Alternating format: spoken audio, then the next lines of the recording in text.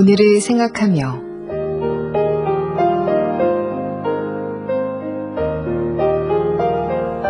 이 시간 말씀에 경기도 고양시 덕양구 성사동 신정교회 나영훈 목사입니다. 오늘도 참 좋은 날, 좋은 아침입니다. 오늘을 생각하며 방송가족 여러분들에게 하나님의 놀라운 변화의 역사가 일어나기를 소원합니다.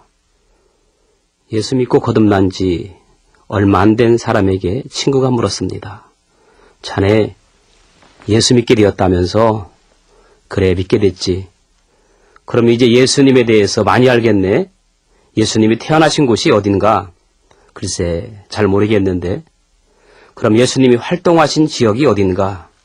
글쎄, 그것도 잘 모르겠네.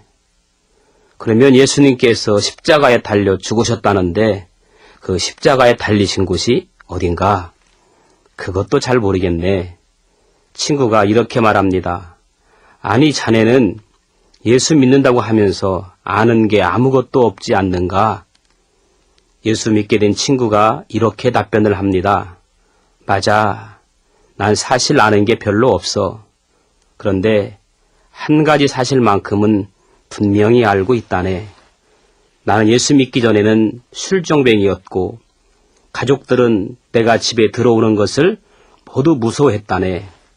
그런데 예수님 만난 이후엔 술은 끊었고 자녀들은 저녁 시간마다 내가 집에 들어오는 것을 목이 빠져라 기다리게 되었다네. 내가 다른 거는 몰라도 그분이 나를 이렇게 변화시키는 분이라는 사실만큼은 확실히 알고 있다네. 할렐루야. 여러분, 오늘 이 아침에 뭔가 찡하고 느껴지는 게 있지 않습니까? 우리는 예수님에 대해서 설령 객관적인 사실은 잘 모른다 할지라도 그분이 나를 어떻게 변화시켰고 또 그분이 나를 어떻게 변화시켜가고 계시는 분인지 그것만큼은 확실히 알아야 됩니다. 저는 오늘 이 방송을 청취하는 모든 하나님의 자녀들이 변화에 대한 놀라운 고백들이 삶의 현장에서 나타나기를 축원합니다. 오늘은 마태복음 20장 20절, 21절 말씀을 중심으로 하여 담즙질의 사람 야고보라는 제목으로 말씀을 드리려고 합니다. 지난 시간까지는 다혈질의 사람 베드로, 우울질의 사람 모세를 중심으로 말씀드렸습니다. 오늘은 세 번째 시간으로 담즙질의 사람 야고보에 대해서 말씀을 드리려고 합니다. 물론 야고보의 형제 요한도 어머니 살로메도 모두 담즙질입니다. 오늘 본문은 어머니 살로메가 그의 아들 야고보와 요한의 출세를 위해서 예수님에게 청탁하는 그런 장면입니다. 담즙질의 사람은 한다면 하는 사람입니다. 한마디로 뭐 아니면 도다는 식이기 때문입니다. 소위 양다리 걸치는 중간적인 성향은 가지지 못합니다. 몹시 급하고 폭발적입니다. 그리고 보복심이 아주 강한 사람입니다. 한번 마음만 먹으면 끝장을 보는 성격을 가지고 있습니다. 그래서 성경은 그의 별명을 보아너게라고 말을 하고 있습니다.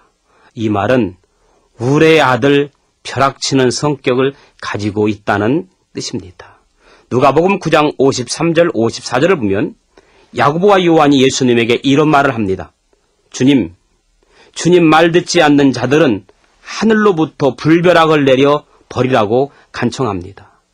이 말을 현대말로 바꿔 말하면 주님 말 듣지 않는 자들은 불벼락을 쳐서 완전히 죽여버립시다. 씨를 말려버립시다. 껍질을 벗겨버립시다.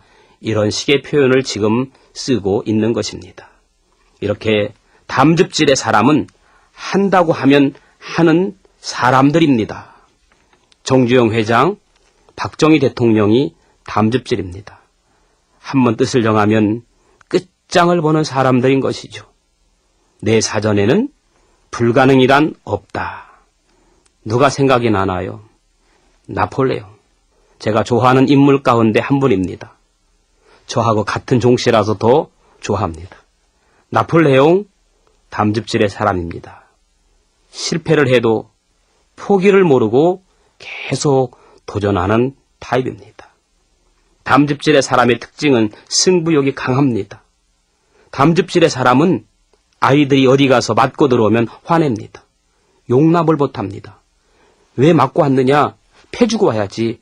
차라리 병원비를 물어주는 한이 있어도 때리고 와야 적성이 풀립니다.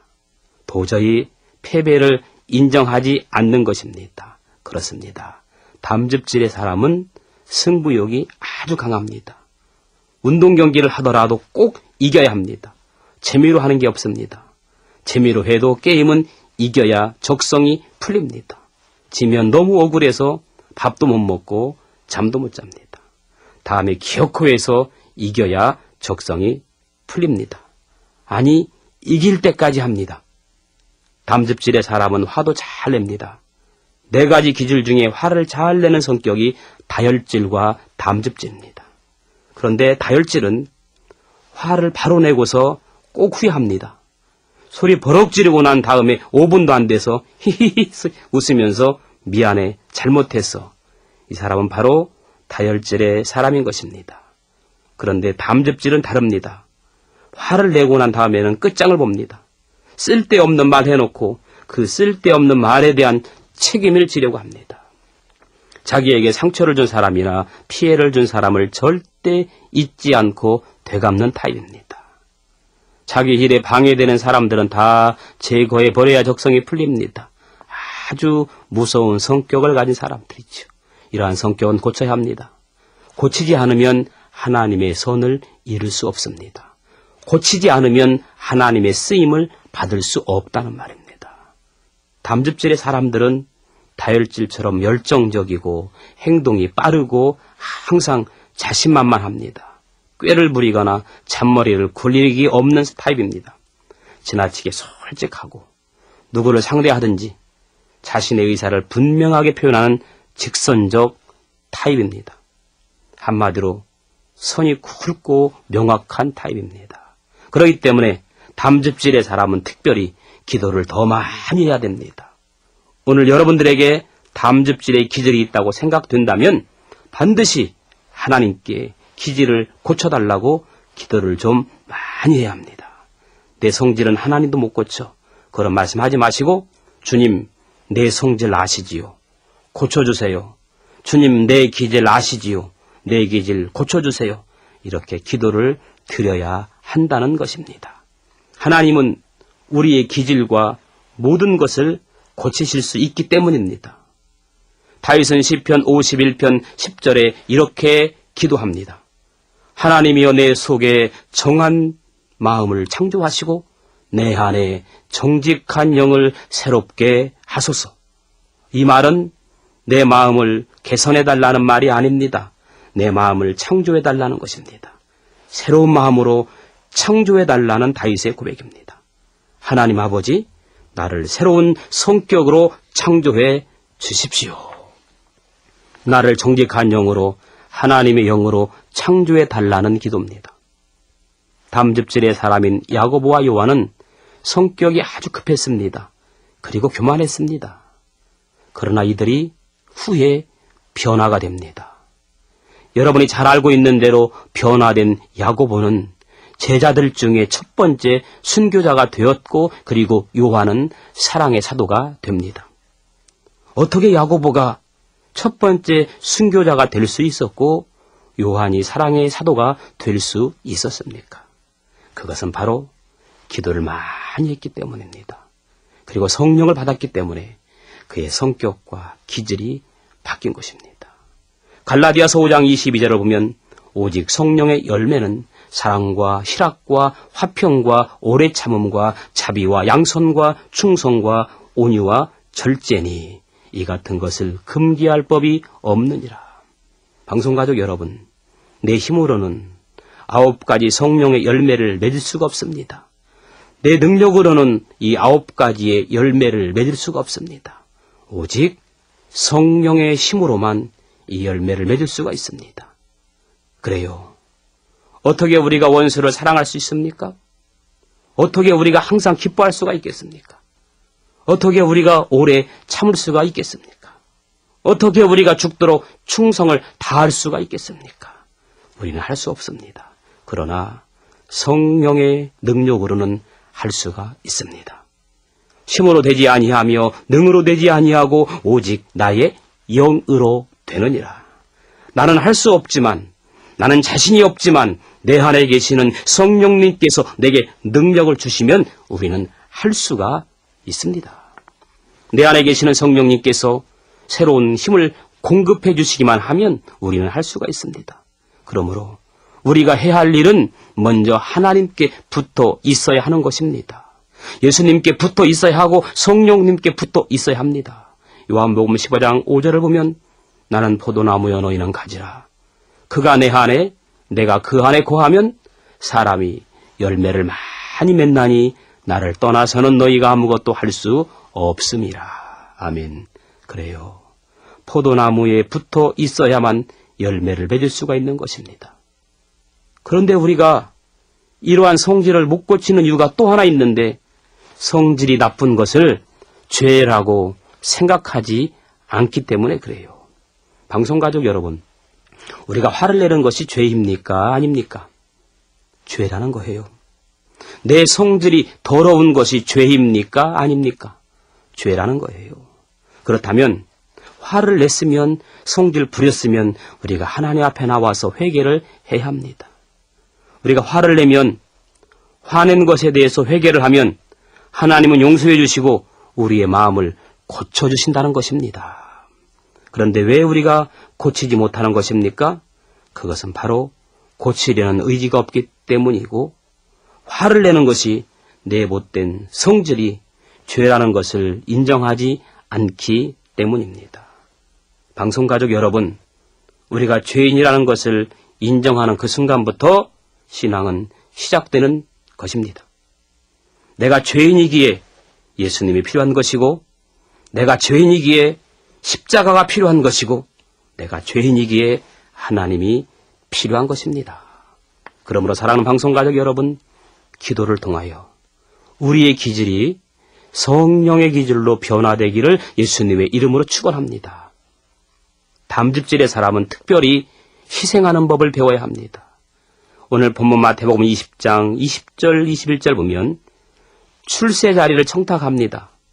남을 섬기는 사람이 아니라 군림하는 사람이 되게 해달라는 청탁입니다. 남을 지배하는 사람이 되게 해달라는 청탁입니다. 위에서 떵떵거리는 사람이 되게 해달라는 청탁입니다. 제발 배부른 돼지가 되게 해달라는 청탁입니다. 이때 예수님은 기가 막혀서 무엇이라고 말씀하십니까? 너무 기가 막힌 거예요. 그래서 예수님께서 하신 말씀 마태복음 20장 22절입니다. 너희는 너희가 구하는 것을 알지 못하는도다. 내가 마시려는 잔을 너희가 마실 수 있느냐? 내가 마실 수 있는 잔을 너희가 마실 수 있느냐? 그랬더니 이 두 명의 제자들이 우리가 마실 수 있습니다 라고 선언해 버렸어요. 그 뜻이 무엇을 의미하는지도 모릅니다. 이러한 기질이 담즙질의 기질입니다. 공짜라면 양잿물까지 마시겠다고 달려드는 성격. 성도 여러분, 예수님이 마시려는 잔이 무슨 잔입니까? 바로 십자가의 잔이라는 것입니다. 죽음을 의미합니다. 십자가인 줄도 모르고 출세만 눈이 어두워 얼마든지 그 잔을 마시겠다고 그들은 선언해 버렸습니다. 그러므로 담즙질의 사람은 바로 희생하는 법을 배워야 합니다. 손해보는 법을 배워야 합니다. 양보하는 법을 배워야 합니다. 담즙질의 사람은 위임하는 법도 배워야 됩니다. 모든 것에 내가 주도권을 잡아야 안심합니다. 자기가 없을 때 어떤 일을 처리했다면 용납을 하지 못합니다. 자기가 없을 때 결정이 된 일은 뒤집어 엎는 사람입니다. 다 무효라고 말합니다. 담즙질의 사람은 이 단계를 뛰어넘지 못하면 절대로 성장하지 못합니다. 이러한 사람은 위임할 줄 아는 위임의 법을 알아야 합니다. 자기가 다 해야 한다는 사실을 인식하지 말고 다른 사람도 할 수 있다는 사실을 인정해 주어야 합니다. 그런데 담즙질의 사람은 이걸 못해요. 위임할 줄을 몰라요. 사도 바울이 바로 담즙질의 사람입니다. 사도 바울은 자기가 다 합니다.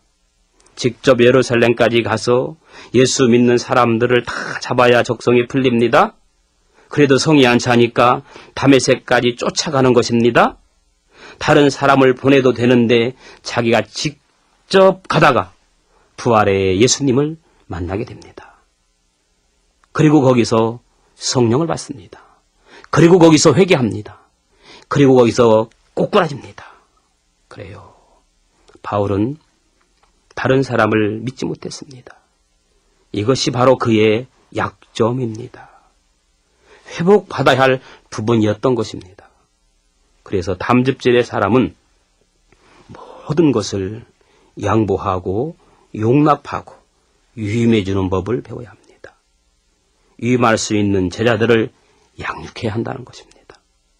사도 바울은 나중에서야 이것을 배웠습니다. 이것을 깨달았습니다. 이것을 발견했습니다. 그래서 사도 바울의 사역이 점점 왕성할 수가 있었던 것입니다. 사도 바울의 사역이 왕성할 수 있었던 것은 바로 디모데를 키웠고 디도를 키웠고 실라를 키웠기 때문인 것입니다. 유임할 수 있었던 사람을 키웠기 때문에 가능했던 것입니다. 우리들도 제자를 키워야 합니다. 나 혼자서 일을 하려고 하지 말고 옆 사람에게 함께 일할 수 있도록 그 사람을 키워가야 한다는 것입니다. 오늘 우리는 각 기질의 장점을 닮아가려고 노력해야 할 것입니다. 일할 때는 우울질처럼 꼼꼼하게, 담즙질처럼 열정적으로, 부지런히, 추진력 있게, 그러면서도 인간 관계에서는 점액질처럼 온유하게, 그러면서도 다혈질처럼 밝고 꾸밈없고 재미있게 살려고 노력해야 합니다. 자신의 장점을 발견하면 스스로를 칭찬해주고 격려해주고 응원해주고 자신의 단점을 발견하면 끊임없이 좋은 사람이 되도록 갈고 닦을 때 하나님께서 기뻐하실 줄로 믿습니다. 기도하겠습니다. 오늘 또 새로운 눈을 뜨게 하시고 하루를 말씀으로 시작할 수 있는 참된 은혜를 주셔서 정말 감사합니다. 열매 맺는 결실의 계절에 참 결실은 나눔에 있는 것을 기억하는 복되고 귀한 하루가 되길 소원합니다. 주의 헐벗고 굶주리며 소외당한 자들을 잠깐만이라도 돌아볼 수 있는 기회가 있게 하옵소서. 예수님의 이름으로 기도합니다. 아멘.